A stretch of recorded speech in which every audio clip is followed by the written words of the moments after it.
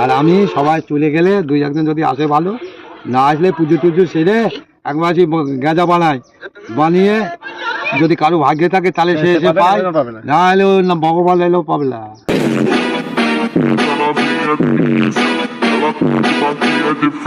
কতদিন খাচ্ছ? আর আমার বয়স কত হইতে পারে?